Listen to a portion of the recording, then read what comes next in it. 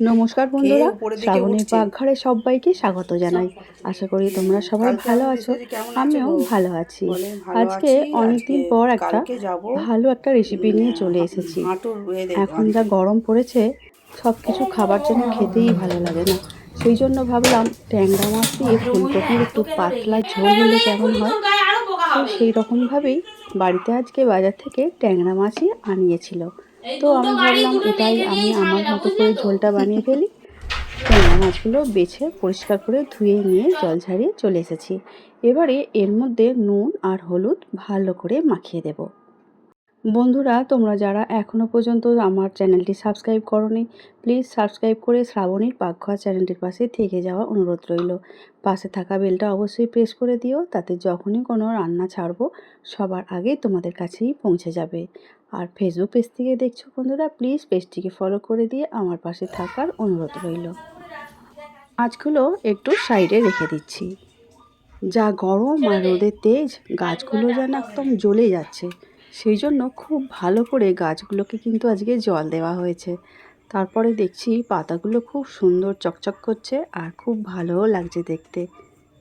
আমার বাড়ির চারপাশটা সুন্দর সুন্দর গাছ আর ফুল দিয়ে ঘেরা থাকে, আর আমি এগুলো খুবই পছন্দ করি। আর সেই জন্য তোমাদেরকে একটু দেখালাম ঠিক রান্নাঘরের পাশেই।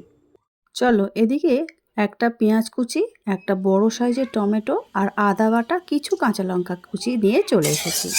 কড়াইয়ের মধ্যে বেশ খানিকটা তেল দিয়ে দিলাম, আর ভালো করে কড়ার চারিদিকে তেলটা একটু মাখিয়ে নিতে হবে।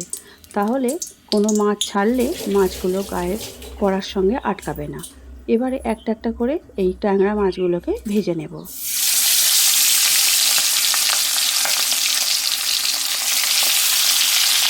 তোমরা তো সবাই জানো, কিন্তু নতুন গৃহিণীদের জন্যও বলছি, এই ট্যাংরা মাছ কিন্তু ভীষণ ফাটে।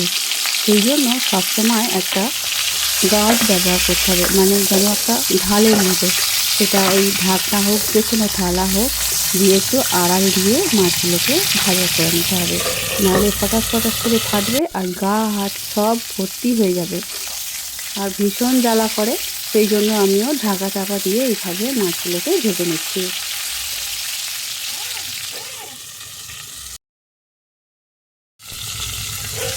দেখতেই পাচ্ছ মাছগুলো সুন্দর করে ভাজা হয়ে গেছে। আর যে কোনো মাছ একটু ভালো করে ভাজলে তার গন্ধটাও চলে যায়। আর সব মাছের গন্ধ তো আর ভালো লাগে না, যেমন ট্যাংরা মাছ একটু ভালো করে ভেজে নিলেই কিন্তু খেতে ভালো হয়। এইভাবে মাছগুলো ভেজে নিচ্ছি। বাকি মাছগুলো আবারও তেলের মধ্যে দিয়ে দেব, আর সুন্দর করে একই রকম করে ভেজে নেব, চাপা দিয়ে অবশ্যই।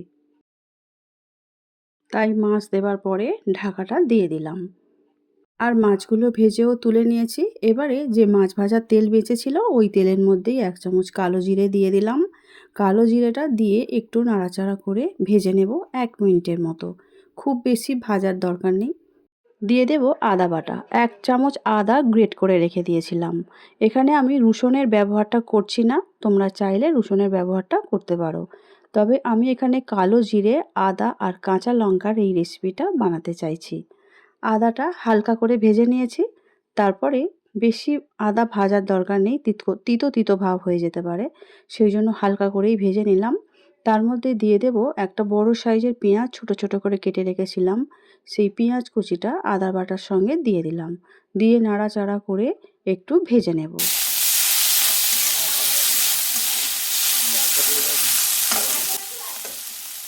এবারে দিয়ে দেব কুচি করে রাখা টমেটো। টমেটো, পেঁয়াজ আর আদা বাটার সঙ্গে খুব ভালো করে মিশিয়ে নিতে হবে।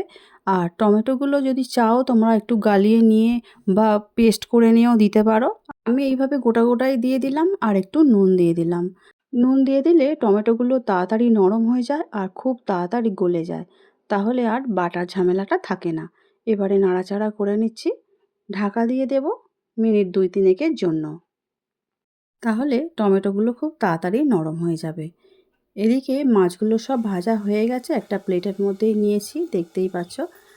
এবারে আমি যে টমেটোটা ভাজছিলাম, সেই টমেটোটা আমার প্রায় ভাজা হয়ে এসেছে। আমি একটু খুলে দেখে নেব।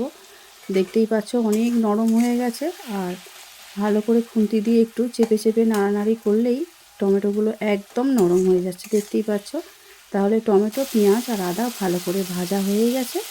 এবারে এর মধ্যে দিয়ে দেব পরিমাণ মতো হলুদ গুঁড়ো 1 চামচ হলুদ গুঁড়ো দিয়েছি আর 1/2 চামচ লঙ্কা গুঁড়ো দিচ্ছি। লঙ্কাটা অবশ্য নিজেদের পছন্দ অনুযায়ী ঝাল অনুসারে খাওয়াটাই ভালো।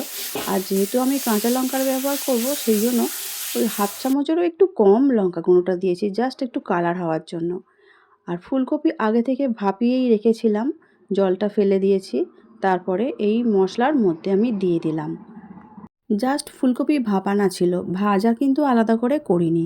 সেই জন্য এই মশলার ওপরে দিয়ে দিলাম আর খুব ভালো করে নাড়াচাড়া করে কষে নেব ফুলকপিগুলো।